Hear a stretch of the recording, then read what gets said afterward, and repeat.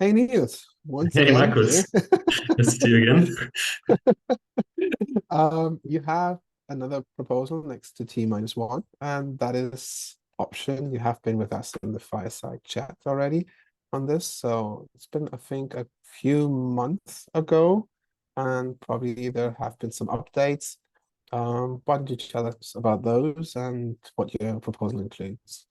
Yes, so actually it's three proposals, but let me start first with a short recap of what Option is. And Option is a smart contract language that lets you write smart contracts on Cardano in Python.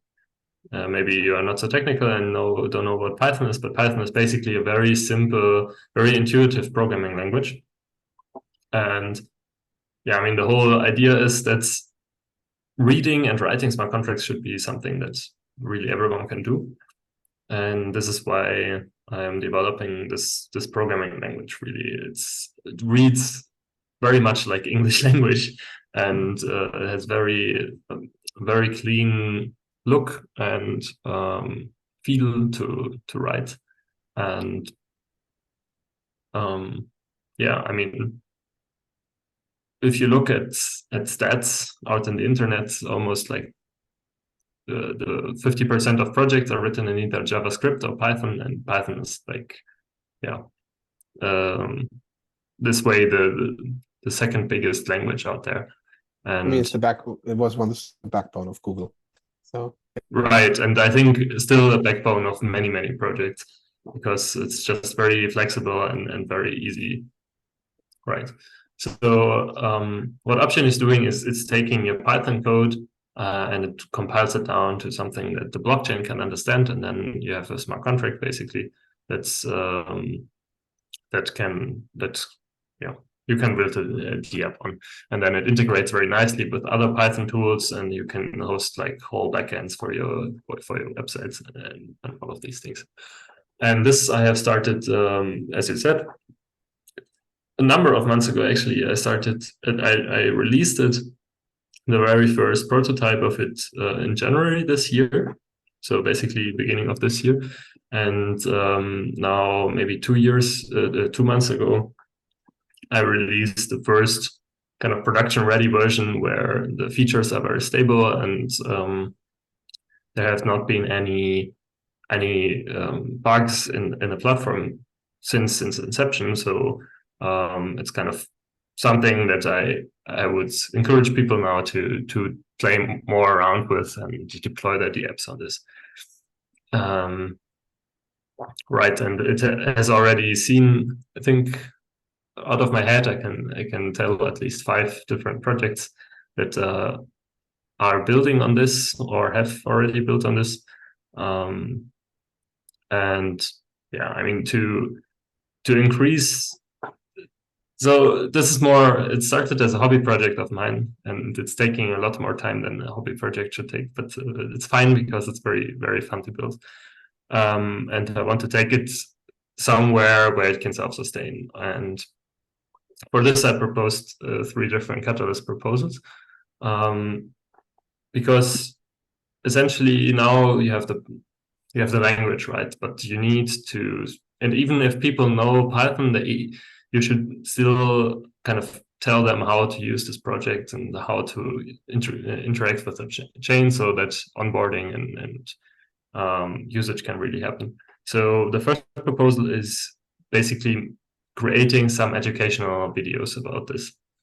Um, this is going to be something like a Udemy course, that's of free access, and it's oriented along the Bluetooth Pioneer program, which is the project by IOG to introduce them into their own programming language, which is Haskell though, and no one knows Haskell, so it's a bit unfortunate. So this is going to do the same, but focus on Python. And this should be much more accessible to the broad public, right? And to just pay someone for the time spent in creating these videos. That's the first proposal. which is fair. I, I mean, yes, the alternative is to make this course paid, but I really want everyone to be able to take the course. So ideally, this would be funded from something like the community. And yeah. And the code itself is also The accessible, code is right? open source, everyone can see it. This has to be, in my opinion, because smart contract language, you have to be able to trust it in the sense that there should be not just one person that says, oh yeah, that's fine, but it should be very open to audit for everyone, and you should be able to look into it. And do you have already other maintainers? Like those projects that are building an option, are they maintaining or contributing? They are contributing sometimes. And I mean, it's actually not so important that they actively maintain the project. It's more about they give some feedback about which parts of the tool are usable and not. And this helps me already a lot to steer on what should I focus on and essentially improve them. But yeah, in the end, fact is that I'm building this thing alone right now, and this is also something where the second and third proposal come in. So the second proposal is just a very broad setup proposal called bug bounty option fund. So basically, every issue that's listed, for example, by these projects or by independent users, will be assigned some bug bounty, and then this incentivizes a more broad developer community to join in and help work on these issues. And yeah, for this, I think it would be very interesting if there's just some small compensation we can give for the efforts invested into the project. And I mean, yeah, if a project raises an important issue and then proposes the code word themselves, then why not also compensate them for it? So I think this is very it's very useful. And then the second one is actually a proposal to fund a core developer for Opshin. So to pay someone dedicated number of hours per week to just spend and improve this language. I mean, there are all the other alternatives are in a similar state of Opshin, where there's someone who built it in their free time, and now it's kind of lingering around. And then there's Icon and Plutus, which are kind of funded by official Cardano entities, so they are very well maintained, which is cool. These are great languages, right? But in a sense, I personally want a language that's more easy to use than both of these, because Plutus is based on Haskell, and Icon is a completely new language that no one can know before they start building this. So one thing I don't know if they're making things that much better. I mean, yes, I think it's a great project, but I cannot vibe so much with the idea of just creating a new, then also functional language that's kind of hard to grasp for a lot of people. That what you often hear from developers. I'm just not made for a functional programming language. Right. And then why not give them? So I mean, Python is not a functional programming language, and Opshin is also not functional. So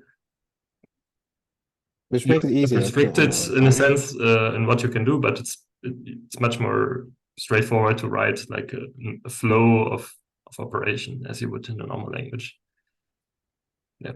Yeah, which makes it easier than diving into Haskell. Very cool. Yes. So and then there's the third one, right? Then there's the third one. Did I count right? Or yeah. So second and third are bug bounties and a core developer that basically spends time independently in the project, as to kind of lift it to a level where it can compete with Icon and Plutus tags. Yes. Wonderful. Great. Yeah. Anything you want to add for people that want to get into contact or want to maybe already consider applying as a core developer for the funded project, or you have already some people in mind? I have some people in mind, but I'm also actually open for suggestions, and I'm also very pragmatic about this. So You can visit us on Twitter at OpshinDev. You can jump on our Discord server or hit me up via Telegram. And then let's have a chat about this. I'm super interested. Also, I mean, this is anyways the case. If you just now heard for the first time that there's this language where you can write smart contracts in Python, just head to the website, head to the Discord, ask any questions, try to play around with it. And if you are stuck anywhere, feel free to just ask right there. There are no stupid questions. There's just feedback for me on what needs to be done simpler. So, yes. Cool. We put those links down below so that people will find you. Perfect. And thank you very much. Good luck with the endeavors. Thank you. Thank you for building it.